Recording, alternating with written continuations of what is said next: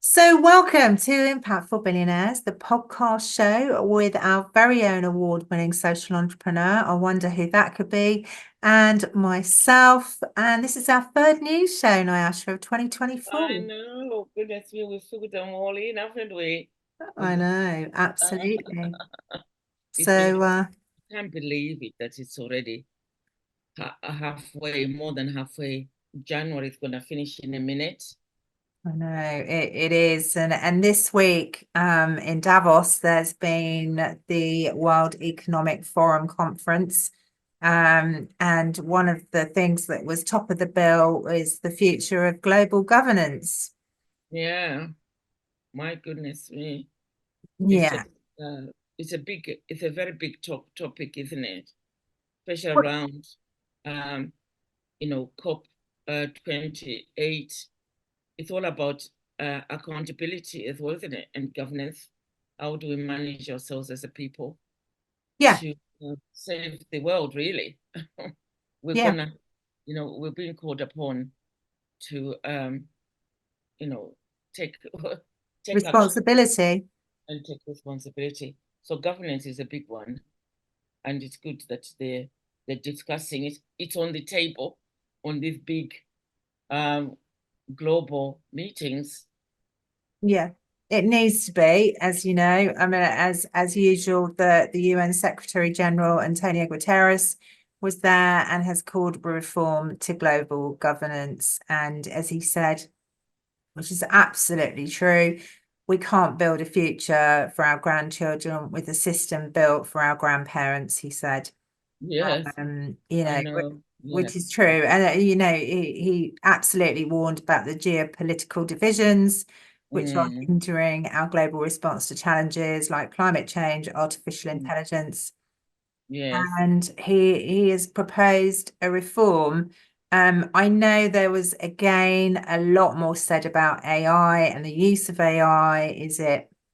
Wow, yes. Um, Everyone is talking about it, and as oh well as yeah, mm, it's yeah. Whether it's destroying people's jobs and job. livelihoods, Yeah, or yeah, how we can use it effectively. I mean, it can help in certain situations. But coincidentally, I was, as you know, just been staying in the family home in London, and there could potentially be problems with the pipes. Do you see what I mean? And yeah. with all the technology in the world that we've got right now that can fly into outer space and do all of this stuff, it You can't can do sort the out pipes. yes. Oh dear. I don't know whether we've got a robot who can go and come and repair it. We Oh dear. don't. Yeah, We not at the don't. moment, but we might. They might be building them to Mm. come and do it for you. Yeah, but I mean, the thing is, those things are actually really essential to our everyday life. Yes, I know. They just, just a bit too domesticated, isn't it? Practical. Yeah, it's too practical. Too practical. We've Mm. gone for this, totally, and that's the conversation that I was having is maybe a lot of this AI that has been generated is actually unnecessary. Yes. Wow. That's very uh uh yeah. We're living in a very interesting times. And I think with the AI as well for me, that governance, because it can there's all issue of ethics, isn't it, about how this all is going to happen. So Well, if you don't have the governance in place, mm, it can be misused, it can be abused, you can, oh dear, it can cause quite a lot of problems. it The can same cause a lot of problems, and if it gets into the wrong hands, thing gets in the wrong, um, oh dear, it I just, mean, yeah, recently I did a course in AI, and I'm not going to mention any names because that would be unfair. But on the course at the beginning of the course, they said, um, basically I felt like I'd been invited into the CIA, if you see what I yeah, mean. It was like, you are going to use this for the right reasons. yeah, yeah, Um, yes. Well, yeah, I mean, definitely, but there are people out there who will misuse it. Yes, yes. No, and not benefit anyone, cause No, more people problems. Yeah, absolutely. And this is the United Nations has actually taken that into their own hands, haven't they? They yes, they are yes, laying down the governance to do with AI. yes, they are. Um, so anyway, this is yeah, there's been lots going on at the World Yeah, Economic Forum this week, and there's been a wide range of discussion with Anthony Blinken, the United States Secretary of State, was also clear on the need for global partnerships and cooperation in yeah. solving our biggest challenges. Yeah, collaboration is to the our word, isn't it? And Yeah, everyone is talking about this partnership. You can't do it by yourself, whether you're the no, private sector, whether you are the government, whether you are the charity sector. You can't do it. It's got to be all together. You know what I mean? You all have absolutely. to be on the same page. Yeah, we Yeah, need to be on the same yeah, page so that we yeah, can drive this forward. I mean, that's yeah, very much what yeah. the Impactful Billionaires Club is about as That's well. right. We're all about collaboration and Mm, seeing who's doing what and how you can add value to whatever they're doing and support them in from your own strength, isn't it? I always say we need to work with people's strength yeah, and what they can contribute. Everyone has got something to contribute, you're right. something different. And yeah, so it's yes, yeah, it's good to be. As I said, I'm really glad to be hearing this kind of words being used on such big organized, global events. Yeah, Um, yeah, it, definitely. yeah. But And, I yeah, mean, we're still talking about the situation in the Middle East, isn't it? well, this is it, and so you also at the forum also heard from Hussein Amir Abdullah, the Minister of Foreign Affairs for the Islamic Republic of Iran, and Mohammed Mustafa, the chairman of the Palestine Investment Fund. So, Wow. everybody is trying to come together, but at the moment it appears that it's only certain politicians, maybe certain people in government Yeah. that are actually coming to the forefront, but it's a start. Yes. And yes, also this, did Corinne Von, whatever, is talked about other conflicts which are going in the world. I thought that we mustn't lose sight of that.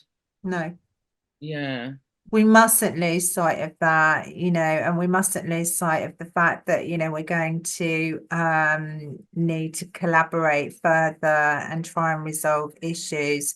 I mean, also at the World Economic Forum, I know that because the inflation rate, even in the UK, has risen in the last month, and it wasn't yeah, expected to because we're actually in recovery. yeah, But the reason why it did is because of the bombing of Yemen. yeah, yeah. Oh God, it's just yeah, Yeah, yeah. There's one, yeah, it just no, yeah. God, it's we're sort of going, we'll move forward and then we're moving backwards. well, we are. I mean, look at the States this week in the US. Donald Trump actually won the state Yeah, of Iowa, didn't he? Iowa, yeah. 98 out of 99 seats. I mean, Wow. yeah, 52% of the vote. So, yeah, it's quite extraordinary what is happening in the world. But that Donald Trump is another subject in himself, isn't he, really? Yes, yes, Um, yeah. but Yes, we can spend the whole day talking about you. yeah, you could spend all the day Don't really talking want to about keep him. the Uh, platform. yeah, and clearly where he gets his orange tanning from. So Yes, yes, but yeah, anyway, that's just a remark on the side. But working together at the World Economic Forum has very much been the theme to do with climate change because the mhm, planet is in trouble. yes, it definitely is in trouble. You There know, needs to be, yes. We need all to, those floods. We've had yes. Oh, huge amounts of floods in the UK. We've also got the volcano in Iceland and I know. that It's, oh dear. which is potentially, I mean, obviously it does erupt, but it's been, boiling up for ages because of the heat of the planet. And they said that it might not stop. Wow. Mm. Wow. So, along with, other areas, obviously there's been, globally, there's been flooding, fires. Right. Yes. It's one extreme to the next. It is completely one extreme to the next. So it was clear, that, they need to take some sort of action. Yeah. And President of the World Bank, AJ Banga, reminded us also about, a system response needed session to climate and nature. Yeah. So there's, the International Monetary Fund as well. Kristalina Georgieva said that, we need to sort of centrally cooperate on financial resources to help other people responsibly. Yeah. So yeah, it's quite something, but it does look like more and more people are realizing that we can't just hold conferences like COP28 and not take Yeah, not action. do anything. Yes. It's sort of like a tick box, or you need to be seen there. That's about it. Without, yes, there's some people who do that, they need to be seen in the right place, but without really taking any action after the conference. Yeah, The work is really what happens after a conference or a meeting, whether the recommendations are implemented. yeah, Yeah, we can meet and discuss forever. absolutely. You need to take action after whatever's been agreed. I agree with you. And yeah, I mean, yeah, definitely they do. Everyone needs to take action, us included. Yes, Um, we really do as many people that, we can, well, help, I suppose, from our point of view, but is we really need to sort of collaborate with more people to do with climate change because it needs to it needs to be sorted. Anyway, an interesting fact that I know that you saw as well on LinkedIn this week, Nyasha, because I saw that you liked it too. yeah, Apparently, this was a statement that came out of the World Economic Forum. One in yeah. every two social enterprises around the world are led by women, I know. compared to one in five conventional enterprises. Yeah, I'm not really surprised with the statistics, because women are very much interested in the society and the impact of their business, what it has in the local. And I don't know whether that's to do with that. We're mothers, we give birth, all these kind of things might be the reason why it's so um it is like that, because I think more more women are much more pioneers and going into territories which are alternatives to the mainstream. If anyone is gonna go to that, it would be a woman. Yeah. So, yeah, it's very encouraging. I was quite pleased to hear that. Well, it is very encouraging, and also, it's good with your with the World Impact Fund that Yeah. you're launching, Oh, and oh, for the because people are talking about the gender lens fund is, and mm, people wanting to do something for an impact fund. So it is really good, sort of really aligned with what I'm trying to do with the yes, fund empowering women, and definitely very aligned. very aligned. Yeah, So brilliant, and this is going to happen as well. So we're behind the scenes working on that as well, aren't we? So yes, that's definitely. going to be good. But Every child deserves a loving family, and that is why I founded Banya Fostering, an independent provider in 1996. In the past 24 years, we have grown to become one of the largest agencies in the UK. We thrive to support carers and empower children, providing opportunities for brighter futures. Have you ever thought about supporting a child that needs it most? So far, we've helped more than 7,000 children in our care. So, another empowering women who seems to be grabbing our headlines quite a lot is Fatima Yeah, Whitbread. she came to Banya. She did, and you're going to be doing some collaborating with Fatima to do with her summit that she's going to hold next year on the UK childcare system. Yes, she's To really advocating for change, mm, and that's really the message. And also talking about collaboration and working from the grassroots community, whatever community you're coming from, that yeah, is really important to, because it's something which you always, the audience of the podcast, I'm always thinking about, they're listening and they're always thinking there's such a huge social problems out there, and you can easily get overwhelmed. Think, where do I start? And Fatima really put it so well that you start locally where you are. Well, what community are you in? Is it your church? Is it your mosque? Is it, you know what I mean? yeah, And it really draws it. Is it your school? There's really quite a lot of communities around you. yeah, Because when you start thinking about community, sometimes we just think about the global community, but we need to start where we are, with what we've got. And absolutely. I thought that was the main message. She really brought That home, yeah.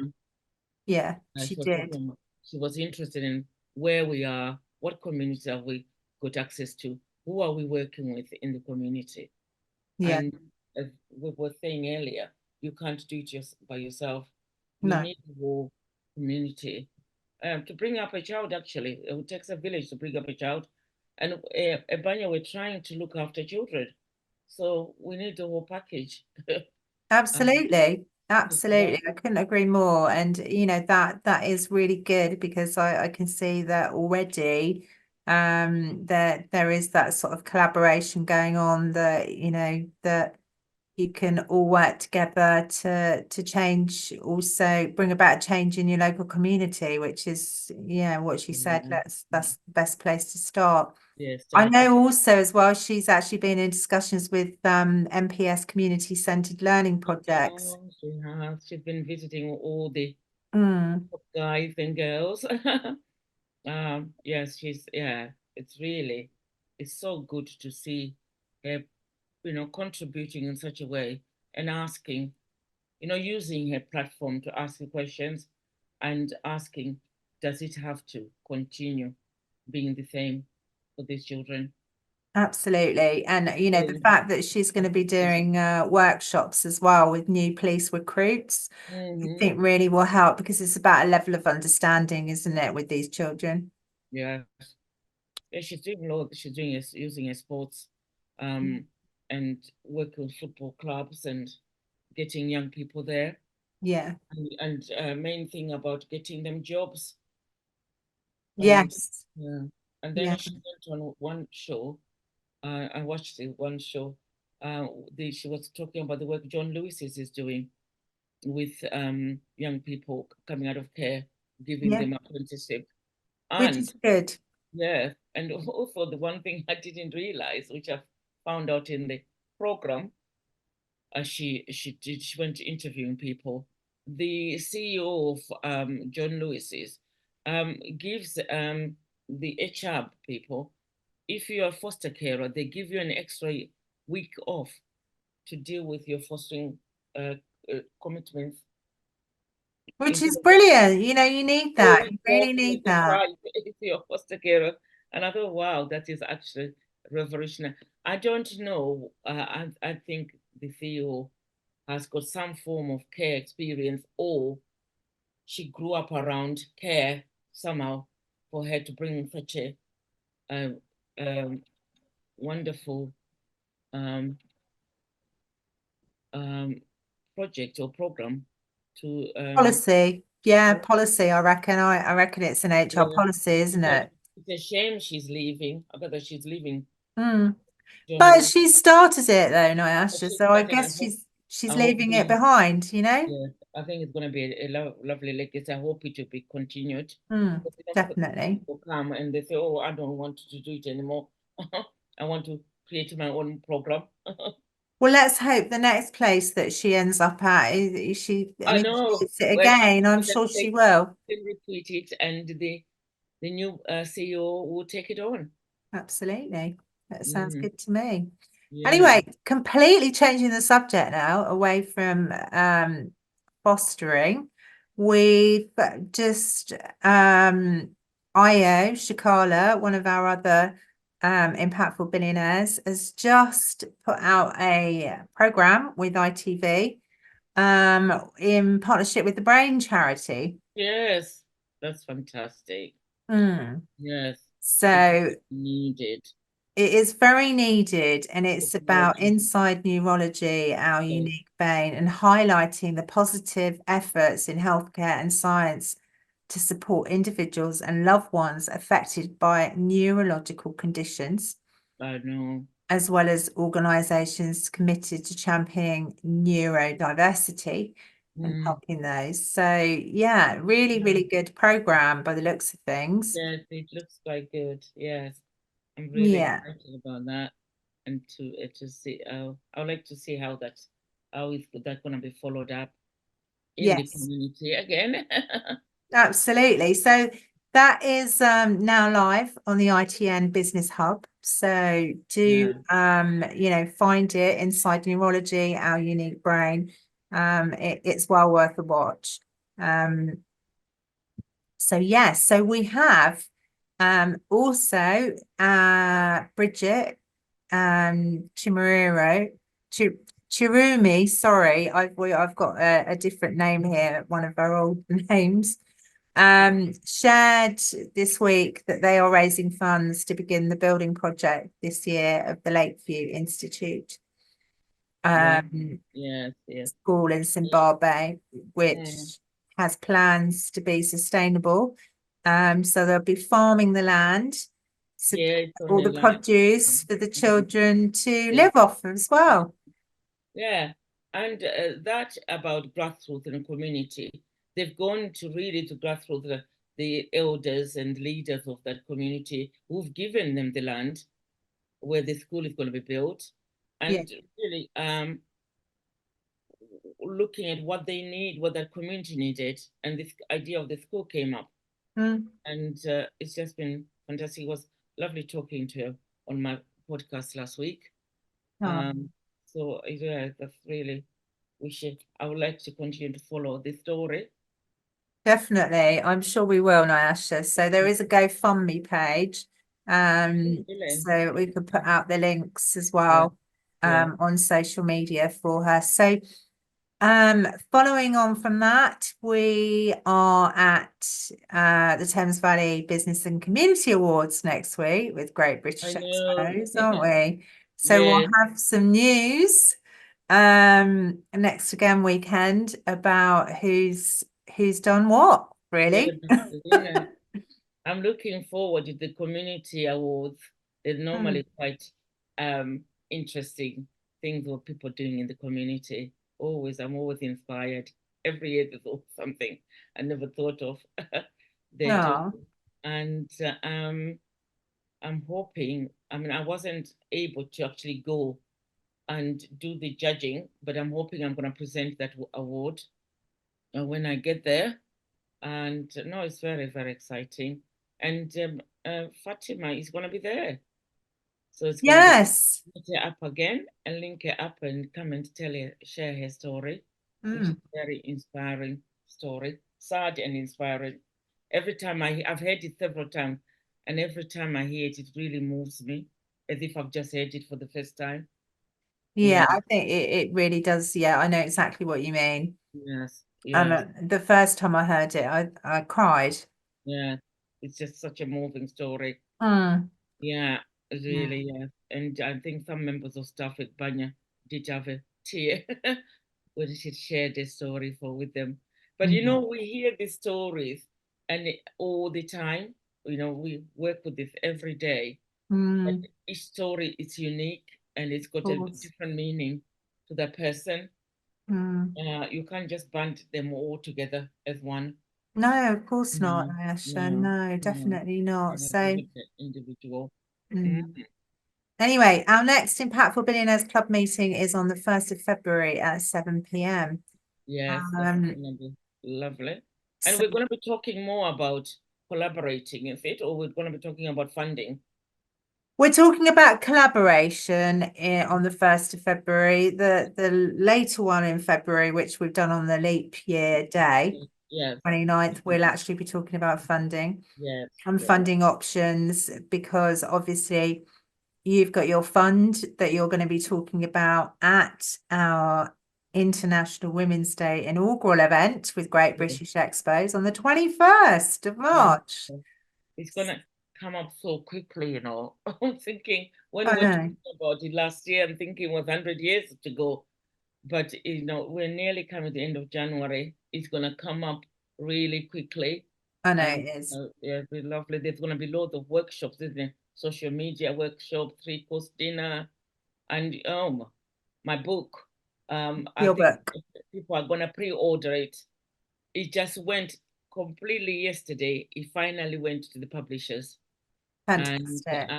I'm meeting them on Monday to see whether they could get the book cover at least published so that people can pre-order it on the at the event. Um, Fantastic. I hope they can, Ayasha. Otherwise, I shall have to have words. yes, yes, and So, it's as I started, talking about it already about the book. I've already got about 3 or 4 people who are interested to be mentored by me to scale their business to the next whatever without the book even being published. I said, "Oh my goodness, I need it published." So oh, no, it's that's really brilliant, though. very That is exciting. brilliant. Very exciting. Um, There's a lot of people out there who are struggling about how to get to the next level. Absolutely. And you're so needed. You really are. Yeah, Definitely. And I do feel incredibly lucky, by the way. yeah. No, it's fantastic. I'm so excited. And Mm, it was always my wish that one day, when I've got a bit of space in my time, I would like to mentor others. Because for me, I felt that my journey was quite a lonely one. There was no coaches, there was no mentors 40 years ago. no, And I've always said, I would never want to feel like anyone else touching their journey, to feel like I did. Extremely lonely. It can be quite extremely lonely at the top, and especially if you're thinking of something which is like social enterprise, there's still misunderstanding what it is, and with sort of really pioneers, it's quite difficult sort of hitting the feeling around mainstream understanding you, and so it's part of the education as well. We yeah, need to raise awareness. It's a bit like absolutely. fostering. I'm always saying it always brings up a lot of questions in people. Yeah. So our job is to actually educate as well as recruit carers. You know what I mean? Mm. That's the same with social enterprise. We need to educate the mainstream. Well, that's what Impactful Billionaires is about as well, Yes, isn't it? Let's face educating it. about what can be done Mm, and what impact can be made by mm. just an idea. And That's by why we need to get you through the doors of the United Nations this yeah, year. that's where we're gonna go. That's where we're going. That's where we're going. Yeah. So that's I won't be doing the talking, you will be. yes. Oh, that's lovely. Anyway, it's a goodbye from me. And a goodbye from me, and have a nice week until next week. As I said, I find it really interesting and exciting to do this news. There's always something going on in the impactful world. There is definitely. So, Yeah. coming up next in Nyasha, we'll be talking to Maddie Black, the Courage Cultivator. Hello and welcome. My next guest is Madeleine Black, author of Unbroken, speaker and podcaster. Maddie has an unusual personal story which she uses to inspire and motivate others. She was gang raped at 13 years old. She shares what made her find the strength to share her story, to help others find their courage and voice too. She also speaks out to end the shame, the stigma, and silence surrounding sexual violence. You're listening to Impactful Billionaires, the podcast with the UK's top award-winning social entrepreneur, Nayesh Kwatditsa. Why not be part of the club transforming lives and join us on Patreon? If you would like to get in touch, email impactfulbillionaires@gmail.com. This is a For the Now media production. I really normally just, again, thank you for your time. Welcome. And I really start with, what are you focusing on at the moment? Mm-hmm. In your work, on your life, it doesn't matter, whatever you want to share. Yeah, so really, I have found myself now to become a sexual violence activist.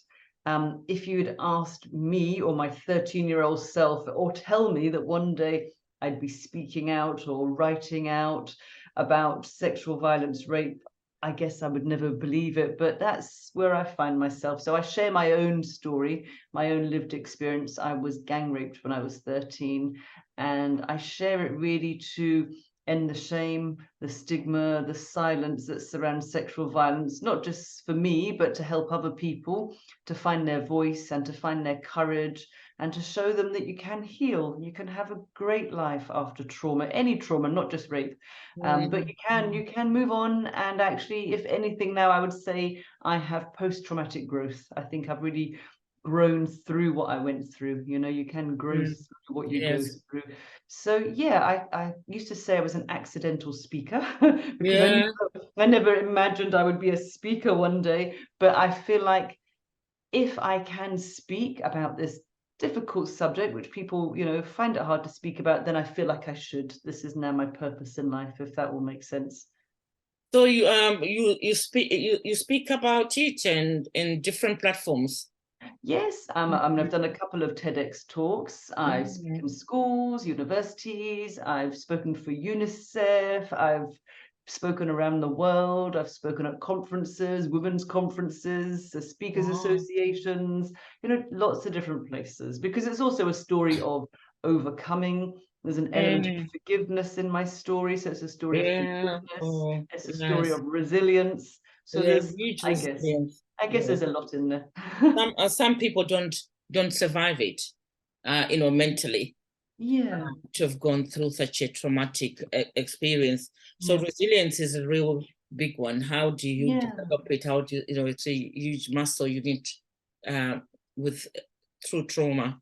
You know, I think I was very lucky. I was born to parents which I think were super survivors. And I actually read a book called Super Survivors. And when I was writing my own book, I contacted them and I said, is there a genetic thing because my parents were super survivors? Have I got a gene? And he said, well, they haven't done enough research to look at genes. But he said, by you observing and watching them, you will realize that you could get past anything. So my father was a Holocaust survivor, and his parents, his brothers and sisters, his youngest brother Mordechai was just 6. They were all killed in Auschwitz. So his whole family were murdered basically. And my mum had her neck broken in an operation, so she was bedridden for a few years until she decided to heal herself with hypnosis, and threw away all her pills and sacked all the nurses and really started to walk again and live her life again. So both of them had overcome huge adversities. But I saw that, you know, if we really choose to, we can get past anything that happens to us. And then I saw that also, it's not really about what happens to us, it's what we do with it. You know, that's really, really what matters. Because as you say, I could be stuck mentally like many people are, but I just got to a place, I just refused to be identified really by what had happened. I wanted to move past it. I didn't want it hanging over me for my life. So that's what I've been working, diving into all these horrible dark spaces to really clean it up. So do you you told me earlier on that you're a qualified psychotherapist. Do you work with people one-to-one about it, or you don't? I used to, but not at the moment. I started my one-to-ones, I guess. I worked for Women's Aid, for women fleeing domestic abuse. Yes, and then I worked as a volunteer at Rape Crisis. And then I decided I wanted to train as a counsellor to get to be a better support worker. And then I fell in love with counselling and therapy. But then once my book was published, or once my story went public, it was on the Forgiveness Project's website in 2014, so nearly 10 years ago. I was asked to speak more and more, and then I thought, I can't do both, you know, I can't do therapy for people and speak worldwide. And then I thought, if I speak to an audience that I'm speaking one-to-many, if I do sessions, it's just one-to-one. So I decided to go for the you many. wanted to increase your impact. Yeah, absolutely. I'm a qualified child and adolescent psychotherapist, but I started actually with adults, and then I got into running my social enterprise, and I just found that I couldn't do the one-to-one work because I just it takes that preoccupation. And it's a commitment to people as well. And when you're running a business, you're so distracted. Yeah. And it's a commitment to people. You know, I didn't want to start sessions with someone if I wasn't going to be there every week, because as you know, it's not an overnight fix. It takes a lot to unpick trauma, to work it. Children, I think, are actually sometimes easier because they're not so conditioned. They haven't had years and years of, unhealthy behaviors. But that's why I started my training as an adult therapist. And then most of the people I saw, I just wished I'd met them when they were children. So I said, I want because it gets, our habits become, so normal, don't they? And we get so used to doing it. It's hard to unglue, but it's not impossible. We can unglue ourselves and put ourselves back together in a different way. Once we see what we're doing, we have to see our behaviors, really, don't we? So, I mean, going back from your background and your experience, was there an aha moment where you said, I really need to do this? I need to really help other people who've gone through this experience? Or well, I used to take part in a few, maybe, newspaper articles, but for a long time, I always had my face blacked out, and maybe they just used my first name because I was so ashamed. For years, I was just so ashamed. And I thought if people knew, they would look at me differently, they would be disgusted and they would think I was worthless. But that was really all that I felt about myself. But I realized a long time later that I actually had nothing to be ashamed about. That was just the trauma speaking to me and the shame speaking to me. And it silenced me for years. And once I saw that, I thought, when I was invited to share my story with the Forgiveness Project on their website, they told me I could be anonymous. And I just thought, why should I still be ashamed for a crime committed against my body? Why should I still, allow them to have that power over me and that control? So I said, no, you can share my story with my name and my photo. I'm not saying I wasn't scared. Obviously, I was a bit, what will people think? People might have known some of it. They didn't know the details. And, when I write about it, it's all the details. So I decided to share. What is your book called? It's called Unbroken. Oh, I've read it. Oh, have you? That's me. Oh my goodness. Wow. These are the kind of things, because my children, in particular my friends, they know I'm interested in such things. And that's the kind of thing my children will buy me. Well, I think your children have got very good taste. Not that I'm biased in any way. Oh, interesting. So then my podcast was also called Unbroken, but Healing Through Storytelling, because I really do believe that none of us are broken beyond repair. We're not really broken. We don't need to be fixed. We just need to see what we're doing with it and really learn to accept ourselves for who we are and be okay with who we are. We don't need to be fixed, really. No. And that's deep work. Just so it really needs to come from inside, isn't it?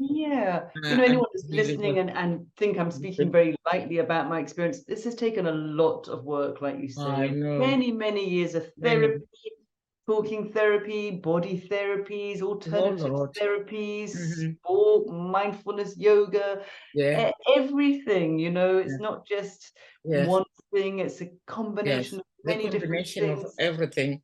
Yeah. For I, me, really, it was about the most important thing was getting my memories back. And once I got them, I didn't want them. So we kind of have to be careful what you ask for. But oh, I know. also, I had to land back in my body because on that night, I very nearly lost my life.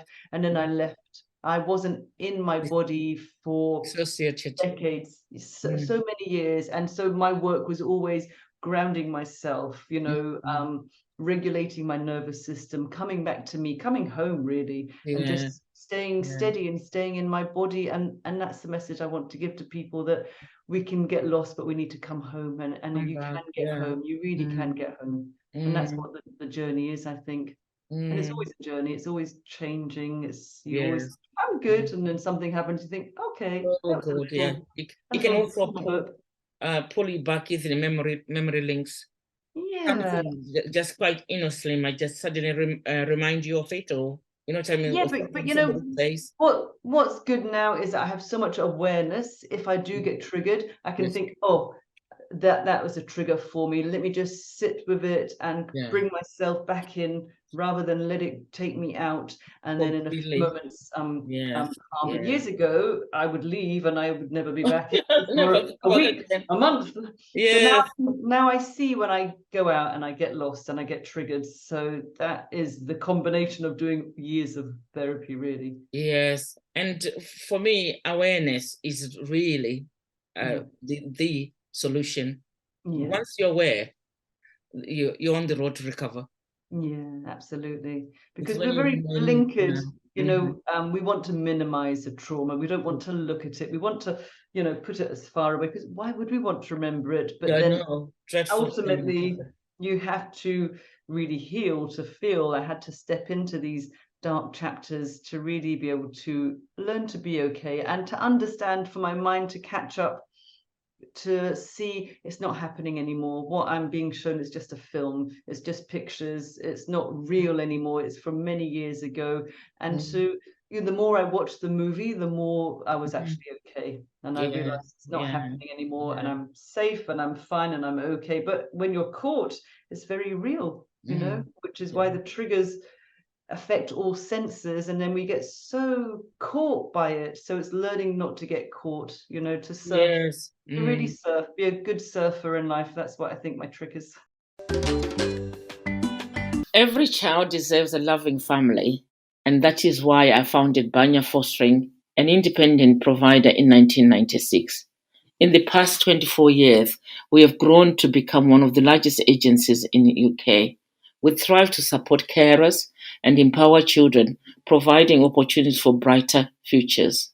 Have you ever thought about supporting a child that needs it most? So far, we've helped more than 7,000 children in our care. So what's next with your work? You're going to continue being an activist in what Absolutely. different platforms? Yeah. Even if I'm not out there speaking, any injustice I see, I will always take to social media or any platform that I can and speak out about it, and stand up for all survivors, male, female, children. And yeah, I just will be the voice for people that can't speak out. That's really, I feel, my purpose Yes.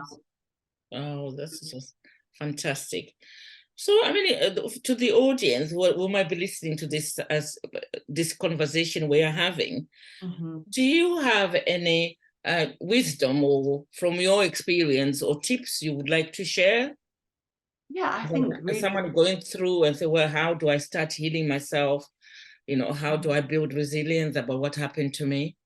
well, I think firstly, for me, for anyone, we have to give it oxygen. We have to air it. So it's never, ever too late to find your voice. And Okay. be very careful, I think, initially, who you share your story with. It doesn't have to be a therapist. It could be No, a friend, your hairdresser, a neighbor, but someone that you trust. And, you know, be really careful who you trust your most vulnerable story with. And if you can't find someone to share your story with, tell yourself your story, you know, stop denying your story, or write your story down and then read it back to yourself. Because I think we spend so long, as I said before, minimizing it and saying, oh, it really wasn't that bad, you know, I'm just making a big fuss over nothing. But if it's still chasing you and it's still having an impact, it's not a fuss about nothing. Nothing, no. Yeah, but I think to say it out loud is so healing, and to be witness, somebody to bear witness to your pain, is going to have a huge impact. The right source of person that supports you. We need to be with people that we can trust and have positive, good feedback, and someone that can hold that space. So yeah, be careful, but it's never too late to find your voice. And I think once we do find our voice, it stops us from holding ourselves back, because when we don't speak out, it's got to come out of our bodies somehow, and it comes out in migraines or sickness or, you know, anxieties, phobias, bad patterns of behavior or unhealthy patterns. So it's got to come out of our bodies in some way if we don't verbalize it. So speaking about it, I think it just releases us, you know, because you have to really feel it to heal it, unfortunately. The avoidance does not help. I tried it for years. Yes. And you know, and the symptoms of not doing it, building it in your body will just come up with all sorts of symptoms, like you said, migraines and yeah, I mean, for me, I had depression, I had eating disorders, I had suicide attempts. I was in a psychiatric ward when I was 13, 14 after a suicide attempt. I was anorexic, I used drugs, alcohol, everything really to numb out. I didn't really want to think or feel about it at all. So yeah, it shut me down, but I didn't want to be asleep anymore. I want to enjoy my life, because you know, when I think of the planet, how many millions of years it's here, and us in our life, I'm only here for about 10 nanoseconds. Do I want to really, do I want to enjoy my life? Do I want to let them still control it? Or do I want to be caught by my trauma? And I want to live my life for my 10 nanoseconds that I'm here. Yes. It's almost about gaining back the power, isn't it? Yes. And about, because you lost all sort of control and power in that incident, so you've got every right to get it back. Absolutely. And it's really just so interesting that you're brave enough, I don't know what to call it, I don't even know whether strong enough for you to be able you know, to take the mask off and to tell people without any shame and blame us. Because another thing I think which goes with this, especially as children, we tend to blame ourselves. Yeah, absolutely. You know, being abused in whatever form. They thought it was my fault. Yes, I was did that. was at the wrong place, wrong time. Yeah.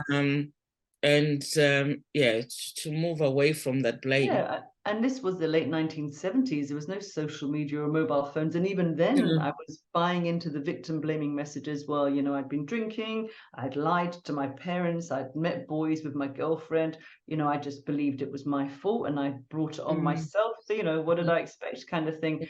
But you know what I have learned over the years is that 100% of all rapes are caused by rapists. Nothing else. It wasn't the alcohol, it wasn't my lies, it wasn't meeting boys, it wasn't my clothes, it was the two men that decided to rape me when I was 30, and that's all it came down to. That's nothing to do with me. Yes. And you know, I know, I hear what you say when you say you're brave or strong enough, and I wish that wasn't unusual. I wish it was really okay for people to have difficult conversations out loud. You know, to have conversations that are difficult, but it should be normal that we should be able to speak about these things and not considered brave or courageous. That's what I'm saying. You should be. It should be a normal thing to have a courageous conversation. I know. So that's why as well I want to speak about it, because to show people that I can speak about it and be okay. It doesn't impact on me now. I mean, I don't think I could speak out of it. It really did affect me anymore. I wouldn't want to traumatize people listening. I wouldn't use my stage for therapy in any way, you know, so I have to be in a good place to be able to speak about it. And that's what I think people see if they hear me as well. They think, oh, she can get past that, you know, give them a bit of hope. And that's really me standing on the shoulders of other women that I've heard speak and thinking, well, if she can do that, then I can do this. And then it's Yes, beautiful definitely. ripples, the ripples Yes, effect that we all yes, put out by sharing yes. our stories, because And stories are healing. you also, you never know who's listening Absolutely. and who touches, you know, someone might be listening to this story and then, oh my God, that happened. It might be, your story might be something which actually someone remembers, or something they've been trying to, you know, dissociate themselves. They've not gone there. And I said, oh my God, it just inspires. Oh, if she can do it, now she can talk about it. Goodness me, I could never talk about it. Yep. I'm So- gonna die with it. You know what I mean? Absolutely. So my very first TEDx that I did, there was a young woman in the audience that was there with her school, and you know, they don't really know what the nature of the TEDx talks are going to be. They're just there for the day. And within about 3 minutes of listening to me, she just started to cry and cry. And then I've since met her, and I mentioned her in my second TEDx talk. And she then told her teacher that it had been her uncle that had raped her and her sister. And then they took her to the police. She wanted to charge him, and there's been a case out against him now. I think he was convicted recently. Unfortunately, COVID, the cases were cancelled so many times, the court's procedure. But she said if she heard me, she was going to tell no one. And for me, I think, well, that's one of the reasons why I was there that day for her. There was a reason for her, for that girl, and you never knew that. No. The same thing with people listening. For me, I always say, if it will change or impact somebody, one person, is good enough. Yeah, it's good enough, but I'd like to impact more. Well, and also, you know, that's the person that I heard about. There was 2,500 people in the audience. Yes, you I don't don't know. They know what went it is for home some with people. it, and I think women are very good. We store information till eventually, because I've worked at Women's Aid, they'll say, I picked up this leaflet 5 years ago, and they've had it in their handbag somewhere. Now it's my time to leave him, or to get support, or to get legal advice. Or so I think we're good at storing information, or giving information to other people. You know, I heard this woman talk, and she said this could help you, you know. Yes, I know. yes. No, we're very good at that. And that's really useful. And also for the person to come when they're ready.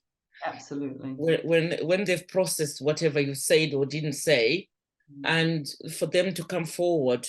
You know, as I said, you can take whatever. A dog, but you can't force it to drink. They've got to be ready. Yeah, so I've been very, very lucky. I've been interviewed by fabulous people, and I was interviewed on BBC Radio 4 by Sir Trevor MacDonald.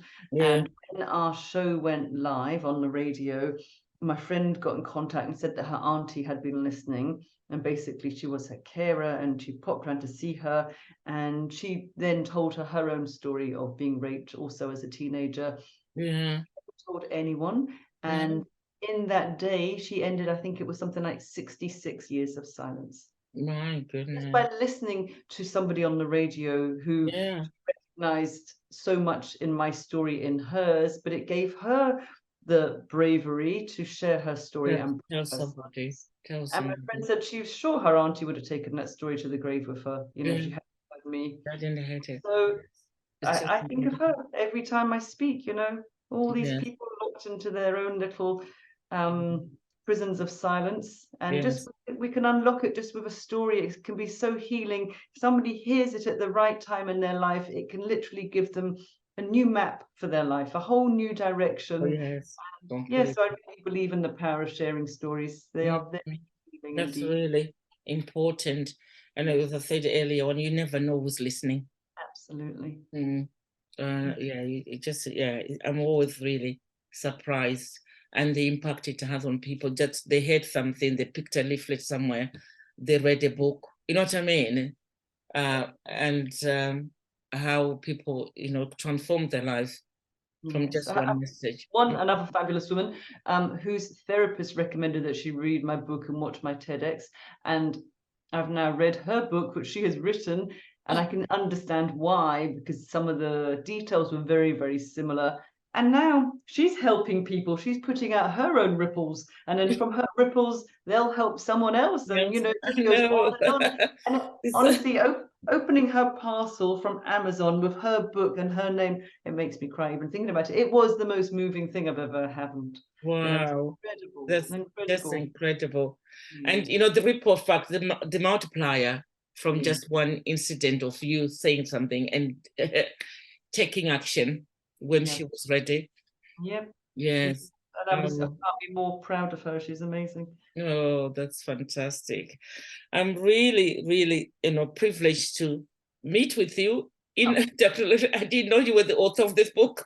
There you go. And Nice surprise. as I said, I think I got it about 2 or 3 years ago.